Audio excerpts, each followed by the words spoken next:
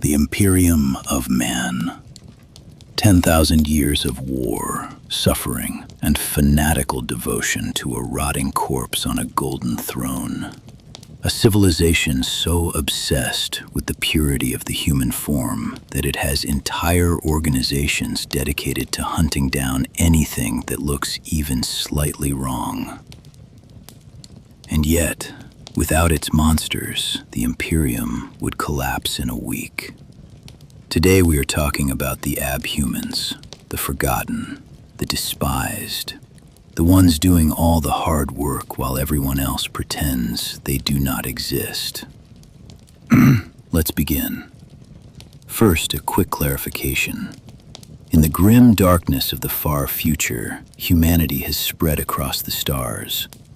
And spreading across the stars means adapting to crushing gravity, lethal radiation, and environments that have absolutely no business supporting human life. Some mutations are chaotic, unpredictable, and dangerous. Those get purged immediately. But some mutations are stable, consistent, passed down through generations with predictable results. Those, the Imperium tolerates. Barely. It calls them Abhumans. Not quite human, not quite heretics. Just useful enough to keep alive, and just different enough to never truly belong. Welcome to the bottom of the food chain. Ogryns. Let us start with the biggest, literally, the Ogryns. These walking fortresses evolved on brutal prison worlds where gravity is 2 or 3 times that of Earth, where only the strongest survive, where being large is not an advantage, it is a requirement. The result is a creature with distorted bone structures, skin thick enough to shrug off armor-piercing rounds, and muscle mass that makes even space marines look like they skip leg day. They are enormous. They are terrifying. They can tear armored vehicles apart with their bare hands. And they have the intelligence of a small child. This is, honestly, the most Warhammer thing imaginable. The Imperium somehow created the perfect soldier and then forgot to give it a functioning brain. To make matters worse, Ogryns are deeply claustrophobic. Getting them into their own armored transports is apparently a constant logistical nightmare. You have a 7-foot wall of muscle that can punch through tank plating, and it does not want to get in the box. But here's the part that actually hurts. Despite everything, Ogryns love the Emperor. Purely, completely, without any of the political calculation or self-preservation instinct that corrupts human faith. They believe every order comes directly from the God Emperor himself. They charge into hellfire with a smile for a kind word from their commissar. And the Imperium exploits this without a second thought. The largest ones are turned into Bulgryns, living barricades armed with massive shields. The slightly smarter ones get a chip called BONE implanted into their skulls and become squad leaders called Boneheads. BONE stands for Biochemical Ogryn Neural Enhancement. Someone in the Adeptus Mechanicus had a sense of humor. We respect that. After obliterating an entire enemy line, all an Ogryn wants is a small word of praise and maybe an extra ration. That is it. That is all they ask. Now let us go to the other end of the size spectrum. The Ratlings, also known affectionately as space hobbits. They evolved on calm, low-gravity agricultural worlds, sunny, peaceful, absolutely nothing threatening about their home environment whatsoever. And somehow they produced the finest marksmen in the Imperial Guard. Standing roughly a meter tall, with hairy feet, round physiques, and an expression that says, "I know where your wallet is," Ratlings look nothing like soldiers, because they are not soldiers, really. They are thieves with sniper rifles. Ratlings are lazy, perpetually hungry, deeply amorous, and constitutionally incapable of leaving other people's belongings alone. Watches, ammunition, personal letters from home, if it is not bolted down, it is already in a Ratling's pocket. And yet, they are extraordinary at staying alive in places where everything is trying to kill them. Their size makes them nearly invisible. Their natural eye structure makes them exceptional marksmen. They can pick off enemy commanders from hundreds of meters away without ever being spotted. They are also, apparently, incredible cooks. A Ratling chef can transform a standard Imperial ration, which under normal circumstances tastes like compressed regret, into something that actually raises morale across an entire unit. In a universe this bleak, that might genuinely be their most important contribution. But if we are talking about raw, irreplaceable importance, nothing tops the Navigators. Nothing. The Imperium could not function for a single week without them. Not because they are strong, not because they are numerous, because they are the only ones who can fly a ship through the warp without everyone on board going instantly and completely insane. Navigators are born with a third eye in the center of their foreheads, a pineal eye capable of looking directly into the warp itself and reading its currents like a map. Everyone else who looks into the warp either dies, goes mad, or becomes something significantly worse. Navigators just navigate. They belong to ancient aristocratic dynasties called the Navis Nobilitae.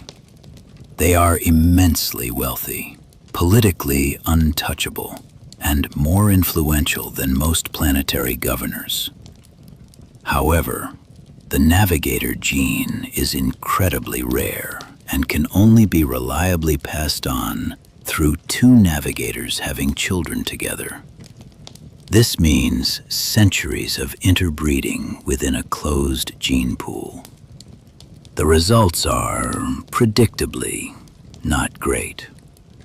As Navigators age, they transform into massive, scaled, grotesquely deformed creatures that look less and less human with every passing decade.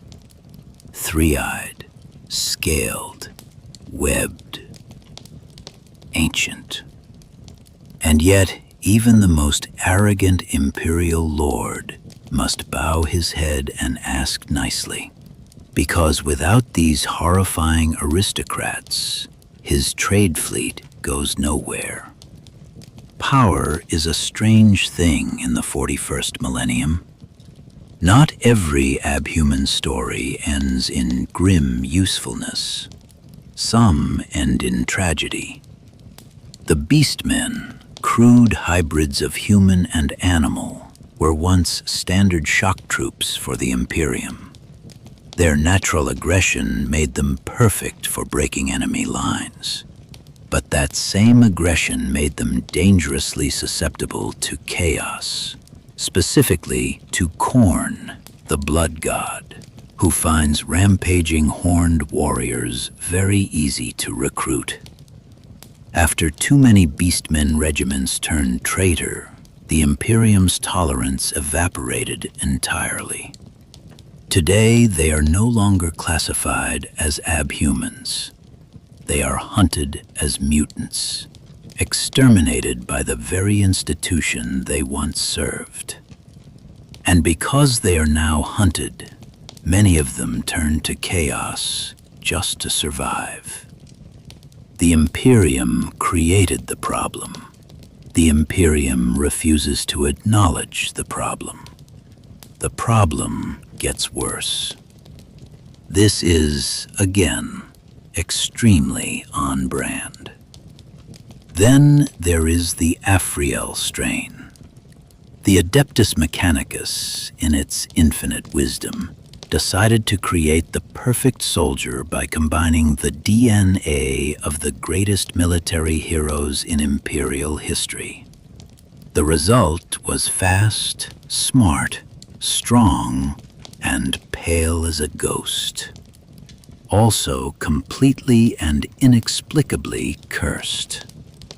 Afriel-strained soldiers radiate an aura of supernatural unease. Normal soldiers standing near them feel an irrational, instinctive hatred. Equipment around them fails for no reason. Missions that go perfectly still end in disaster. One survivor walks away from a battlefield. A random rock falls on his head. Entire regiments wiped out by improbable strings of misfortune. Created perfect, born cursed. The Warhammer universe has many tragic figures. The Afriel strain might be the most darkly comedic of all of them. Beyond these, hundreds of other lineages hide in the dark corners of the Imperium. The Felinids, yes, cat people, do actually exist, originating from a world called Carlos McConnell. Almost nothing is officially known about them.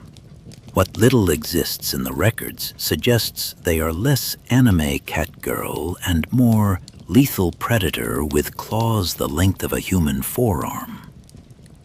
The Pelagers evolved on ocean worlds.